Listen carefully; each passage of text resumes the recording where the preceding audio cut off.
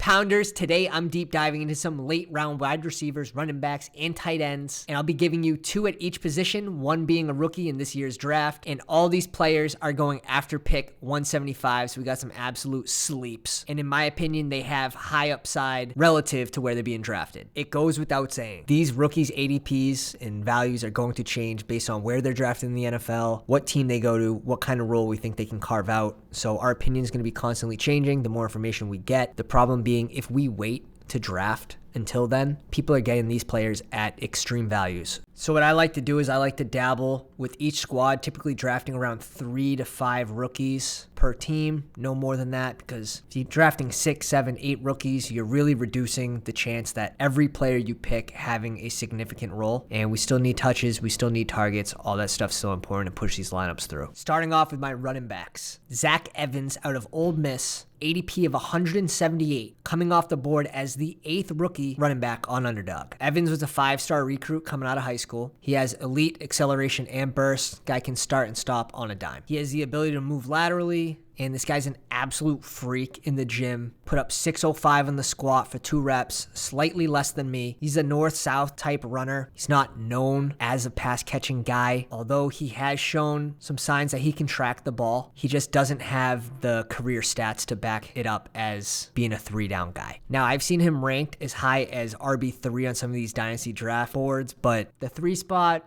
can be argued pretty much up for grabs after you have Bijan and Gibbs. I typically see Evans around pick 5, and I feel like this ADP at 178 is a perfect value. It won't break the bank, but if he ends up in a favorable situation, we're going to cash in. Next running back. I know, not again. Don't say it. Rashad Penny, pick 186. Obviously, an elite talent coming out of college, drafted in the first round, has yet to prove that he can stay healthy for a full season, but this is baked into his ADP. This is why he's going around pick 186. You can't argue the talent, and we know it's difficult to predict injuries. It's still up in the air whether or not Seattle is going to sign him to another 1-year deal. Seattle also struck gold last year with Kenneth Walker, and if we remember, Penny hurt his ankle in October, and Coach Carroll came out and said that there was a potential for him to play in the playoffs, which we know didn't happen, but that should mean he's had time to rest and get back to full health. So we'll see what happens with Penny in the offseason, but this is a guy that has a career 5.7 yards per carry average that is going to be good on any team if he were to move on from Seattle. And I have an honorable mention, Zamir White, ADP of 207. Obviously, if Josh Jacobs does not return, next man up in Vegas. White was a 4th-round pick for Vegas last year, 4'4", ideal height and weight at running back, 6 feet, like 215. So that is someone to keep an eye on there. Let's move on to my wide receivers, and up first is the rookie Nathaniel Dell, ADP of 235 out of Houston. Dell quietly led the nation over the past 2 years with 2,700 yards receiving and 29 touchdowns. Now you could say in this offense, the stats get inflated. I've heard it all. He's a natural playmaker who runs precise routes. He accelerates extremely well off the line. He's a quarterback's best friend. He's primarily going to be a slot receiver guy who has found success in college running on the outside, but in the NFL, they're going to stick him in the slot. Dell shows the ability to make plays with the ball in his hand, getting yards after the catch. He gets upfield quickly, and if he lands in the right system in the NFL,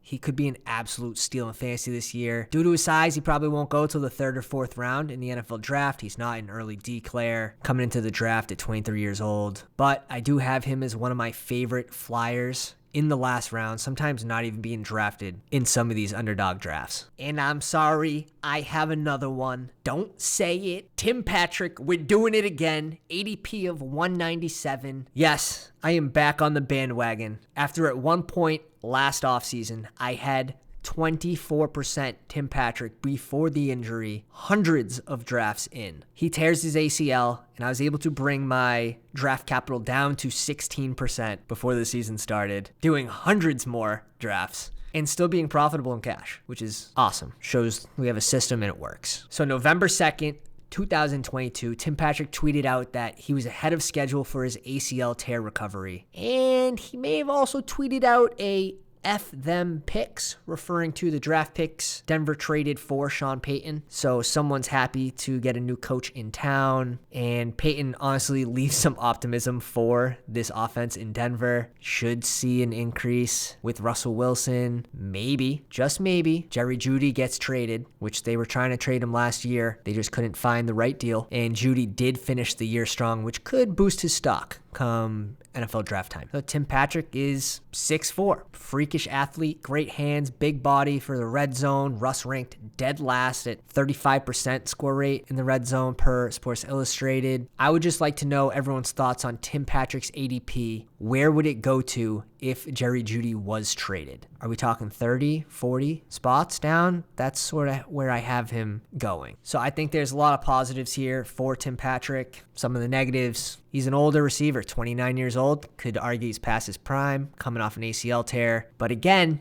it's baked into the ADP at 197. I'm doubling down. All right, let's talk tight ends. Rookie tight end out of Utah, Dalton Kincaid, going at pick 213, known for his pass-catching ability as a tight end. With the unknown landing spots between him and Mayer, who was going roughly 45 picks earlier, maybe Kincaid ends up in a better situation. And I've already been called out on Twitter for being a Kincaid stan, and I'm fine with it. Kincaid is an elite receiving tight end, which is what you want to see for fantasy football. He has soft hands, he makes the contested catches, runs really crisp routes, and he has a large catch radius. His speed might challenge some linebackers in the NFL. Now there's some questions about his blocking capabilities, potentially reducing his chances of becoming an every down player. Been basically labeled as a big receiver. His senior year, he did improve on pass protection. He didn't allow any QB pressures and no sacks. Some of his knacks are going to be his age, no early declare, and potentially not being a 3-down guy. But for me, the risk reward seems right at this ADP. Before we get more information on his landing spot and the combine measurables, I like Kincaid at 213. Next up, Hunter Henry going off the board at pick 219. Now, I understand he had a down year last year, but who didn't in the Patriots offense besides Stevenson? Bill O'Brien is back, the tight end savior. Matt Patricia, we know, severely underused, misused, whatever you want to call it. These tight ends